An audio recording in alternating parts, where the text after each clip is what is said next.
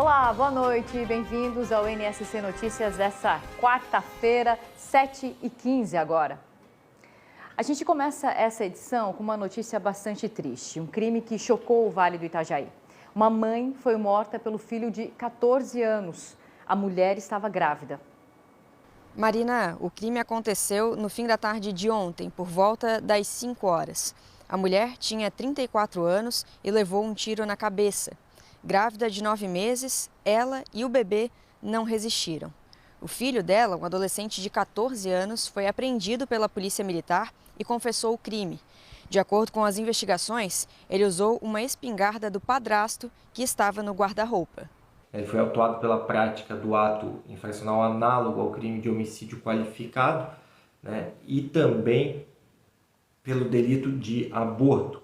A Polícia Civil representou pela internação provisória dele, por entender que o crime ostenta grave ameaça contra a pessoa e, notadamente, diante da violência com que foi perpetrado. A arma que estava em posse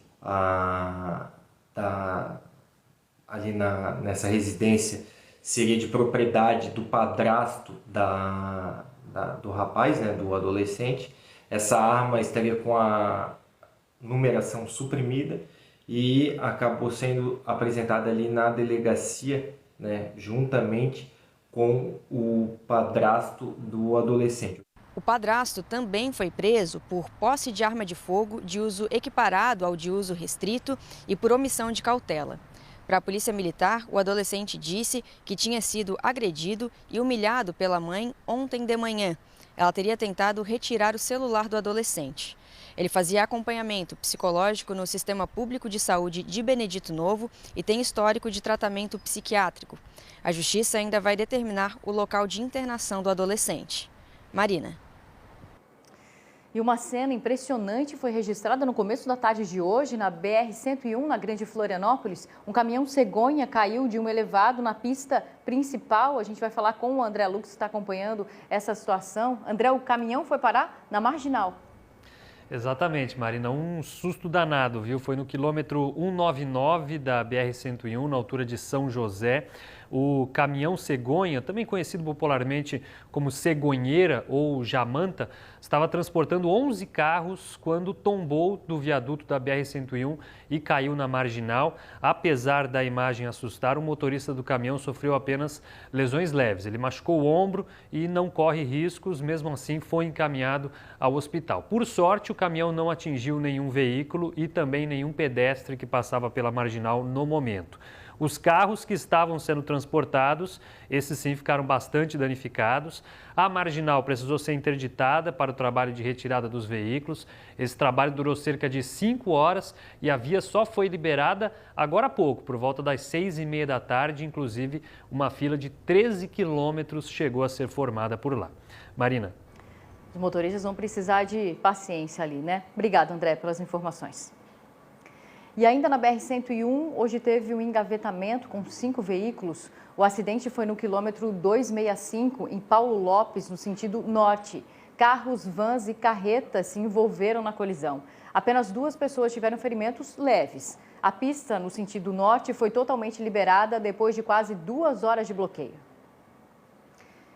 E seguimos falando de acidentes. Um ônibus que saiu de Brusque, no Vale do Itajaí, em direção a Guarapuava, no Paraná, bateu na BR-277 na madrugada. Uma mulher de 56 anos, natural do Paraná, morreu no local. Outras 6 pessoas foram encaminhadas a hospitais da região com ferimentos leves. O ônibus estava com 30 passageiros. Segundo a Polícia Rodoviária Federal, o veículo invadiu a pista contrária e bateu contra um caminhão. O acidente foi na Serra da Esperança, no Paraná. E um avião monomotor que levava 5 tripulantes sofreu um acidente em Imbituba, no litoral sul de Santa Catarina. O acidente ocorreu no início da tarde. De acordo com os bombeiros, o monomotor, ao pousar, não conseguiu parar e bateu nas árvores. Além do caminhão dos bombeiros, foram chamados também o SAMU e o helicóptero Arcanjo. A aeronave levava 5 pessoas. 4 ocupantes do avião estavam bem e não precisaram de atendimento. O piloto teve traumatismo leve e foi levado ao hospital de Imbituba. O Corpo de Bombeiros informou o Serviço Regional de Investigação e Prevenção de Acidentes Aeronáuticos sobre o acidente. Assunto agora coronavírus. Em Chapecó foi registrada a primeira morte do ano por Covid-19. Vamos ao vivo para lá conversar com a Isabela Corrêa, que tem todos os detalhes para a gente. Isabela, a vítima estava internada. Sim, Marina. A vítima estava internada na UTI do Hospital Regional de Chapecó desde o dia 24 de dezembro. É um homem de 73 anos que tinha comorbidades. Ele havia recebido 3 doses da vacina contra a Covid-19. Chapecó não registrava mortes pela doença há quase um mês e meio. Desde o início da pandemia do coronavírus, 859 pessoas perderam a vida em decorrência da doença. Neste momento, 8 pessoas estão internadas em hospitais aqui da cidade. Em todo o estado, o número de casos ativos está caindo. Hoje, são 7.110, de acordo com o último boletim divulgado pela Secretaria de Estado da Saúde. Quando a gente volta um pouco, lá no dia 22 de dezembro, há mais ou menos 3 semanas, o número de casos ativos era quase o dobro, com 14.113.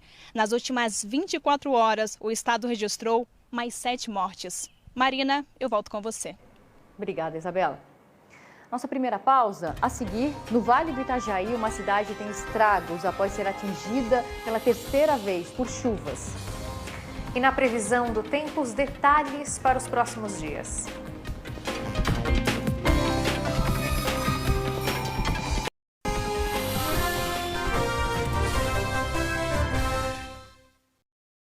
De volta com o NSC Notícias, a cidade de Benedito Novo, no Vale do Itajaí, foi afetada de novo por fortes chuvas. É a terceira vez em pouco mais de um mês que a cidade sofre com estragos. Ontem, um desmoronamento atingiu 2 casas na zona rural. Nessa imagem dá para ver que parte da estrutura de uma casa de madeira vai ao chão em poucos segundos.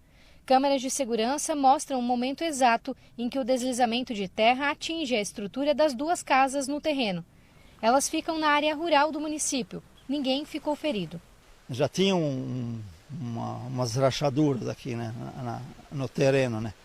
Eu não acreditei, né, porque quando a gente vê que acontece para os outros, né, é diferente. Mas daí quando é para a gente mesmo, daí dá um baque assim. De acordo com a Defesa Civil, choveu 156 milímetros em 24 horas aqui na cidade. As regiões mais atingidas foram Rio do Tigre, Santa Rosa e aqui no centro. Benedito Novo já vivia uma situação de emergência desde o ano passado, que foi elevada para o nível 2. Agora os moradores trabalham para a recuperação e a contabilização dos prejuízos. Nos últimos 32, 35 dias fomos acometidos pela terceira intempérie. Tivemos mais uma vez em torno de 5 pontes que foram levadas pela enxurrada. Temos muito trabalho pela frente, temos limitações. Não tínhamos nem terminado a recuperação das outras 2 e já fomos mais uma vez acometidos. E no meio de tanta destruição se vê também solidariedade. O Davi, de apenas 12 anos, encontrou um gatinho perdido depois da chuva e resolveu ajudar. Eu percebi que esse gatinho estava precisando de ajuda e eu queria tentar achar a família dele por causa que ele está bem assustado. Um abrigo também foi aberto na cidade, mas até o momento ninguém precisou do atendimento. A prefeitura está aceitando doações. Vem cobertores, cobertas em gerais, assim, né? Travesseiro, colchões. Mas o que realmente a gente ainda está precisando é toalhas de banho, toalhas de rosto, toalhas de louça, coisas de louça para cozinha e móveis em geral. Joinville também segue em monitoramento por causa das chuvas. A preocupação da Defesa Civil é com o solo encharcado, o que aumenta o risco de deslizamentos. Equipes da Secretaria de Infraestrutura atenderam hoje chamados relacionados a erosões, quedas de muros e limpeza de ruas. Ontem, 7 bairros da Zona Sul tiveram pontos de alagamentos e casas foram invadidas pela água. No bairro Petrópolis, uma casa precisou ser interditada depois da queda de um muro. A residência vizinha também foi atingida. As moradias estavam vazias na hora e ninguém ficou ferido, ainda bem. Comerciantes também foram atingidos e hoje precisaram contabilizar os prejuízos. E daqui para frente, hora da previsão do tempo. Bárbara, tudo bem? Boa noite. Tudo bem, boa noite. Chuva até deu uma trégua hoje, né, ao longo do dia. Como é que vai ser amanhã? Teve até alguma abertura de sol, pois é, né, no fim, Marina? Uma abertura bonita até aqui em Florianópolis. Verdade. O que acontece é que essa frente fria que trouxe instabilidade está se afastando de Santa Catarina. Por isso, a partir de quinta, a gente vai ter a seguinte sequência. Sai a chuva, depois vem a geada no amanhecer e o sol ao longo do dia. Esses são dois destaques importantíssimos para amanhã. Primeiro, a indicação de predomínio do sol em boa parte do estado. É que daí entra em cena uma massa de ar quente e seco por aqui. Ela favorece o céu aberto em todas as regiões. No litoral pode sim ter um pouquinho mais de nuvens, mas não passa disso. E aí na serra pode gear fraco em alguns pontos. Explico. Esse novo sistema, associado a um friozinho no amanhecer, dá total condições para o início de quinta ter a primeira geada de 2023. Vento fraco, céu claro, temperaturas baixas nas primeiras horas do dia. Conversei com os meteorologistas da Ipagre e Ciran que comentaram que essa geada é muito fraca, é pontual, então não há risco de afetar a agricultura. Essa é uma preocupação válida, claro, nesse período. Até porque temperaturas baixas não são exatamente o padrão da época do ano. Não é raro, mas também não é tão comum assim. Aí que a gente entra em outro ponto da quinta-feira.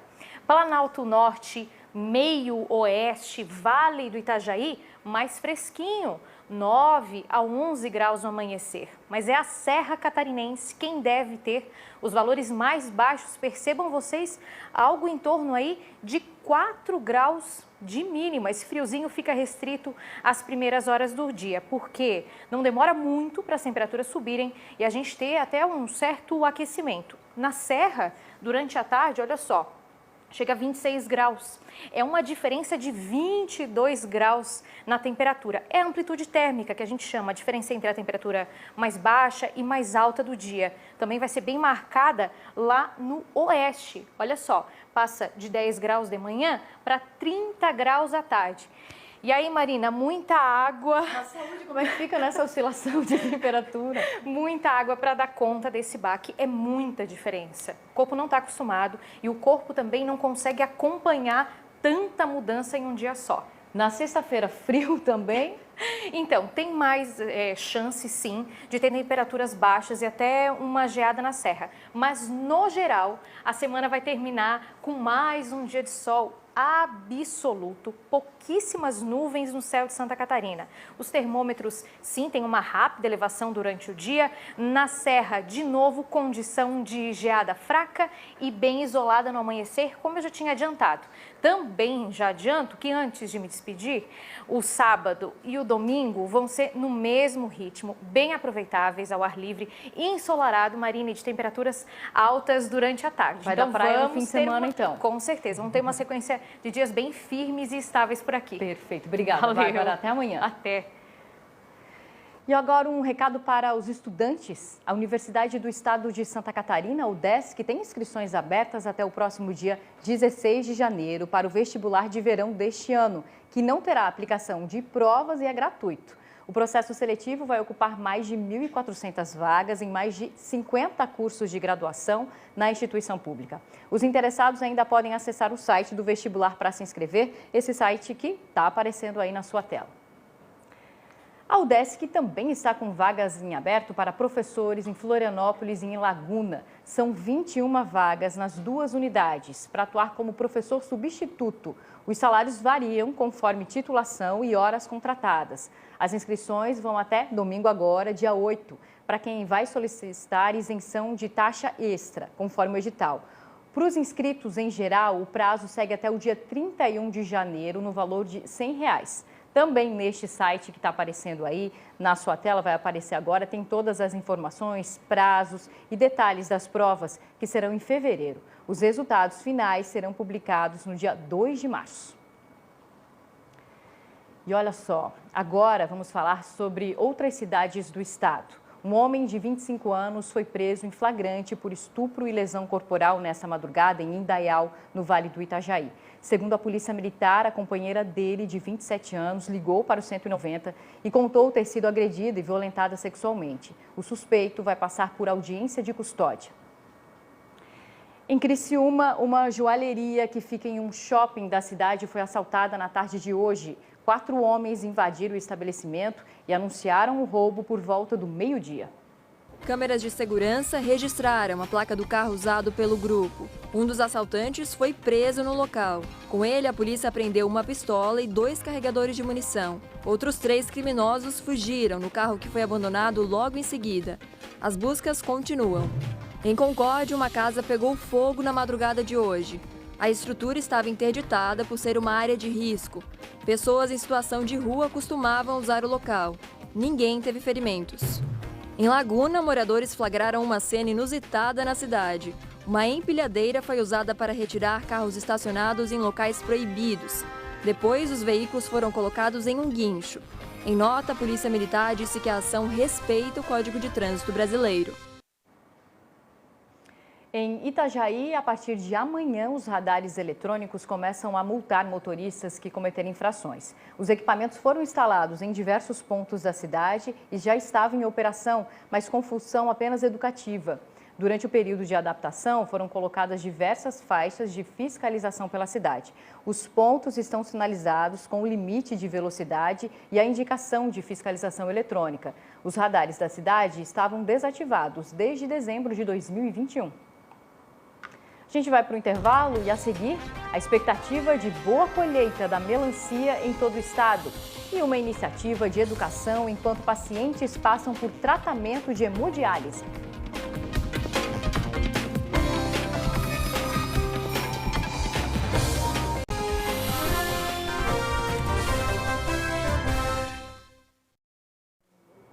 NSC Notícias de volta e a gente atualiza o futebol. Na Copa São Paulo de Futebol Júnior, todos os catarinenses já estrearam. Os últimos a entrar em campo foram o Hercílio Luz e o Camboriú. O Camboriú venceu o CRB de Alagoas, 2-1 foi o placar. Já o Hercílio Luz também estreou com vitória diante do Audax de São Paulo por 2-0.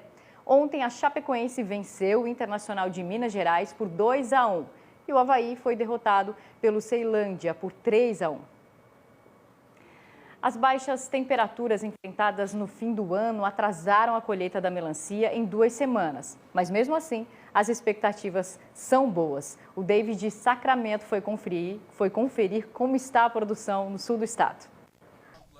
Quem passa na beira da estrada, na comunidade do campo Mãe Luzia, já sabe que vai encontrar o seu Ademir junto à banca de melancia. Por aqui, essa cena se repete todos os anos na safra da fruta. Ademir tem uma clientela fiel. Eu já tenho bastante cliente que vem um ano, o ano seguinte ele passa aqui, às vezes até antes. Quando é que vai ter melancia? Final de novembro, dezembro. Aí eles voltam aqui e realmente compram. Avisa, um amigo lá tem melancia. Eles trazem mais amigos, que é produto bom, melancia boa. Então todo ano tem aquela clientela que passa aí para comprar aí. Vender melancia na beira da estrada é tradição dos agricultores do campo Mãe Luzia. O cultivo da fruta é tão importante que o local até ganhou um monumento homenageando o negócio.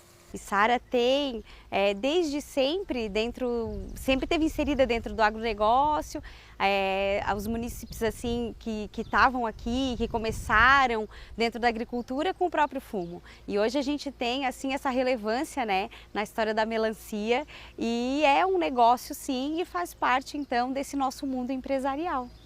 O cultivo da melancia em Santa Catarina é tradicionalmente realizado por agricultores familiares e movimenta 40 milhões de reais por ano. As regiões que mais se destacam na produção são o Oeste e o Sul. Só no litoral sul catarinense são cerca de 680 hectares, principalmente nos municípios de Jaguaruna e Içara.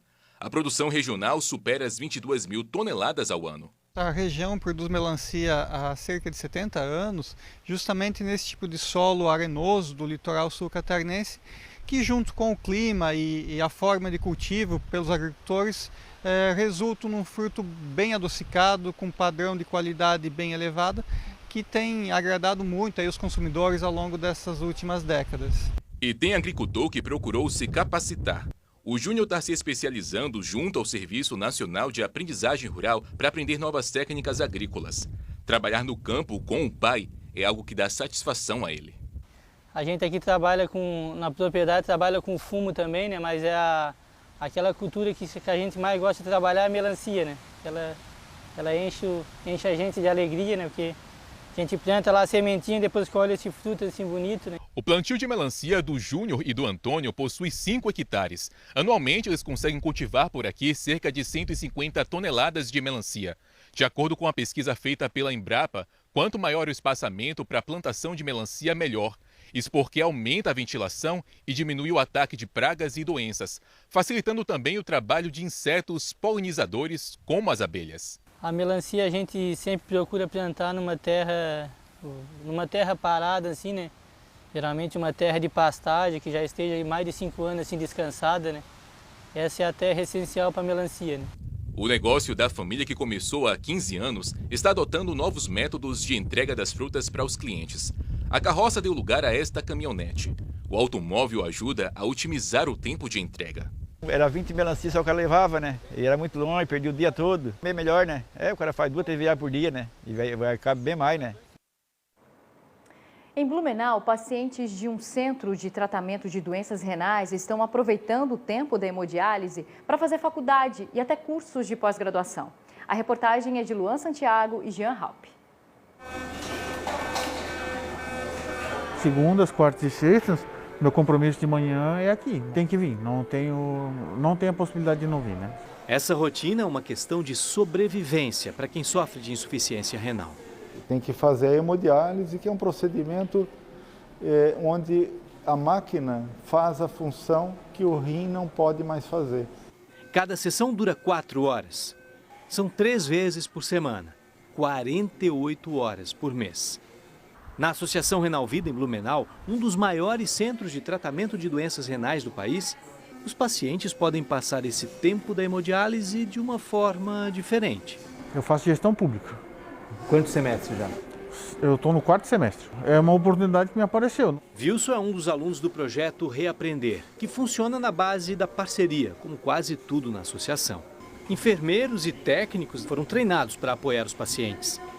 Uma empresa de Blumenau doou os tablets e as bolsas de ensino à distância são oferecidas por uma universidade do Paraná. O projeto ele nasceu justamente para fazer com que o paciente, no momento que ele estava fazendo o tratamento dele, ele possa ter contato com a educação. Porque muitos deles eles estavam ou vendo vídeo, ou dormindo, né, ou fazendo algo que poderia ser substituído por alguma coisa mais produtiva. Fazer com que esse tempo que ele esteja aqui fazendo o seu procedimento, ele aproveite para melhorar a sua vida e da família, né? E isso do ponto de vista individual e coletivo também.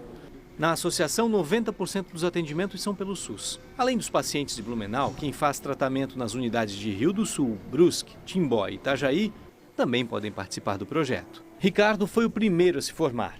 Ele já trabalha com tecnologia e fez uma pós-graduação em arquitetura de sistemas. Foram 360 horas de curso, boa parte durante o tratamento. Na minha área, o conhecimento ele é fundamental, você tem que estar se atualizando constantemente.